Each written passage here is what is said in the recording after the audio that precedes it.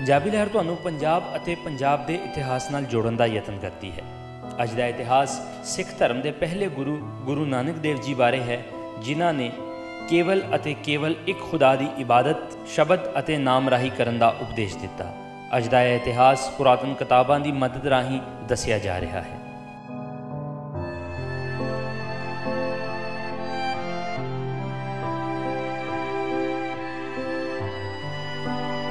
इस बेमिसाल ते महान कुदरत विच इंसान नूं सब तो उपर दा जीव मन्निया जाता है।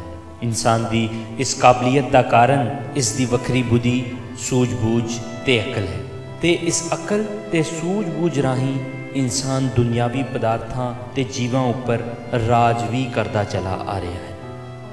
पर जब इंसान अपने इस राज ते कुदरत उपर झाती मारदा है ते कुदरत की कलाकारी ते कायनात की खूबसूरती इसकी अकल ते सूझबूझ नूं इसदे खालको मालक वल खिंचदी है ते इसे ही सोच नाल इंसान उस खालको मालक की तलाश शुरू कर देता है, जिस करके इंसानी अक सोच ते समझ उस महान कलाकार की कला राही कुदरत विच मौजूद हर रंग, जीव, जंगलात, समुंदर, नबातात, हवा, पानी, अग, हत्ता कि मिट्टी दे हर जर्रे विच उस जात नूं महसूस करता है।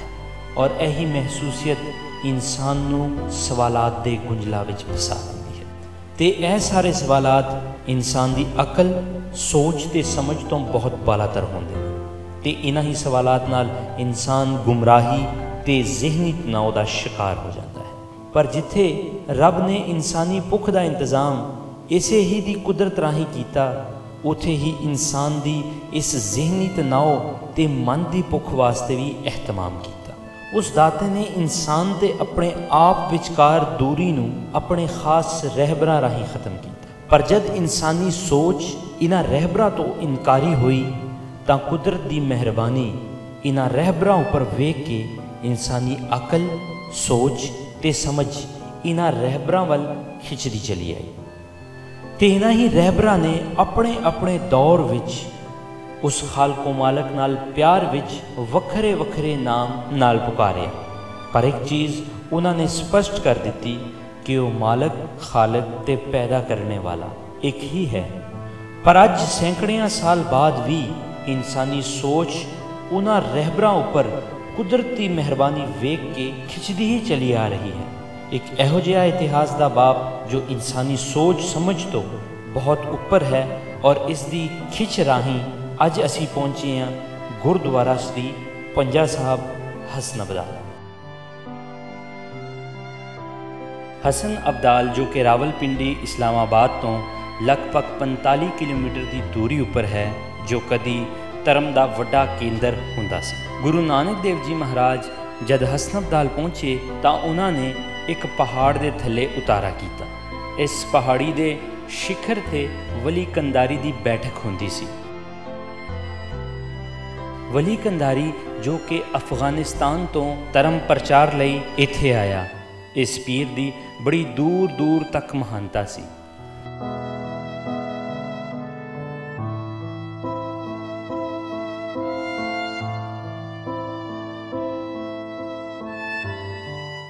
गुरु जी ते भाई मरदाना हसन अब्दाल पहुँचे। इस शहर विच पीण दे पानी या कुदरती पानी का कोई इंतज़ाम नहीं सी, जिस कारण भाई मरदाना जी ने गुरु जी अगे बेनती की कि उन्होंने बहुत प्यास लगी है। गुरु जी ने दसिया कि इस पहाड़ी उपर एक फ़कीर रहिंदा है जिसका नाम वली कंधारी है। इस पास पानी का एक चश्मा है, शायद तेनों उथों पानी मिल जाए। भाई मरदाना जी इस पहाड़ी उपर पानी की तलाश विच चले गए। उसने वली कंधारी पासों चश्मे विचों पानी पीण की आग्या मंगी। वली कंधारी ने आख्या कि इस चश्मे का पानी उसने अपने पीण लई रखिया है, अगर यह पानी वो दूजियां नूं देवेगा तो इसका पानी मुक जाएगा। तां भाई मरदाना जी ने आख्या कि वो एक परदेसी हैं, उन्होंने किसी होर थां दा पता नहीं जिथे उन्होंने पीण का पानी मिले। अगर उन्होंने थोड़ा जिहा पानी मिल जाए तो उन्होंने प्यास बुझ सकती है। वली कंधारी ना मने तो भाई मरदाना जी गुरु जी को वापस आ गए। गुरु जी ने भाई मरदाना जी नूं आख्या उसनूं कह कि फकीरां नूं हंकारी नहीं होना चाहिए। जो कुछ खुदा दा दिता होया है वंड के छकना चाहिए है। खुदा इस नाल ही खुश होंदा है। भाई मरदाना जी दूजी वारी फिर पहाड़ी उपर चढ़ गए ते जाके वली कंधारी नूं गुरु जी दे कहे हुए अल्फाज आखे।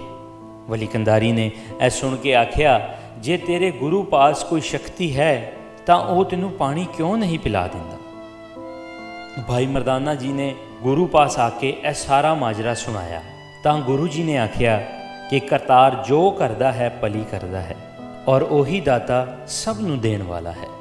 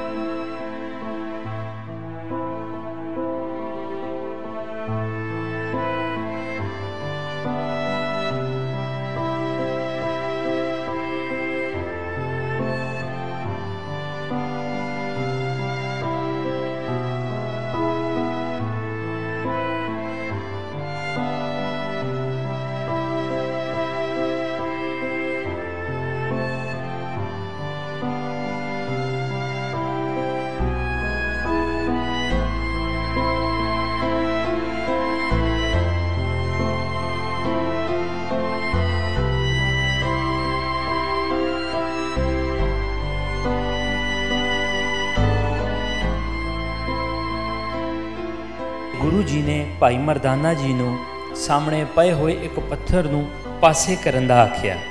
जद भाई मरदाना जी ने उस पत्थर नूं पासे कीता तां उस थले निर्मल जल निकल आया। पहाड़ी उपर वली कंधारी दी नज़र जद अपने चश्मे उपर पई तां उस विचों पानी घटदा नज़र आया। उसने वेख्या कि थले पानी दा एक चश्मा फुट चुकिया है ते जो शख्स उस कोलों पानी मंग रहा सी ਉਹ ਉੱਥੇ पानी पी रहा है।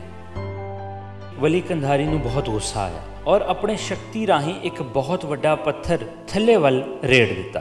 पर यह पत्थर जद रेड़दा होया उस पानी दे चश्मे कोल पहुंचिया तां गुरु जी ने अपने हथ नाल उस पत्थर नूं रोक दिता ते गुरु जी दे हथ दा पंजा उस विच फस गया, जिस दा निशान अज भी उस पत्थर विच मौजूद है।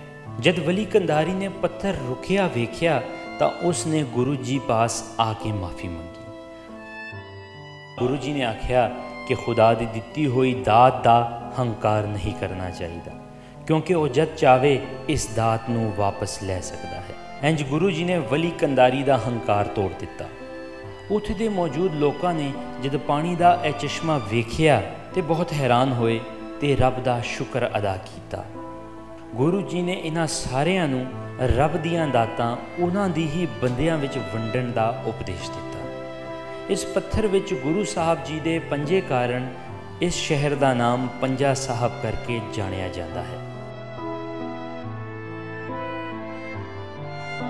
गुरु साहब के हसनबदाल जान मगरों वली कंधारी ने लोगों की भलाई लई बहुत सेवा की, जिस करके अज भी वली कंधारी नूं जिंदा पीर मनिया जाता है। हसनबदाल पंजा साहब वेखे पानी दे इस चश्मे करके हर दौर विच इत्थे धर्म प्रचार किया गया। महाराजा रणजीत सिंह के दौर विच काफ़ी ज़मीन इस गुरु घर के नाम लगवा दी गई। इस गुरुद्वारा की मौजूदा बिल्डिंग 1921 के गुरुद्वारा सुधार लहर तो बाद बनाई गई, जो कि 1932 विच मुकम्मल हुई। पाकिस्तान सिख गुरुद्वारा प्रबंधक कमेटी इस गुरु घर की सेवा बहुत ही वधिया तरीके नाल कर रही है। हर साल इस गुरु घर विखे हज़ारां यात्री आउंदे हन। उन्हां यात्रियों लई बहुत वधिया निवास बनाए गए हैं, जिथे आए गए यात्रियों की खूब सेवा साम की जाती है। इस निवास का एक हिस्सा आम दिनों में एक स्कूल लई भी इस्तेमाल किया जाता है, जिथे हर धर्म के बच्चे विद्या लैंदे हैं। पाकिस्तान में सारे ही परिवार विसाखी गुरुद्वारा पंजा साहब आके ही मनाते हैं ते गुरु घर तो खुशियां नाल झोलियां भर के आनंद माणते हैं।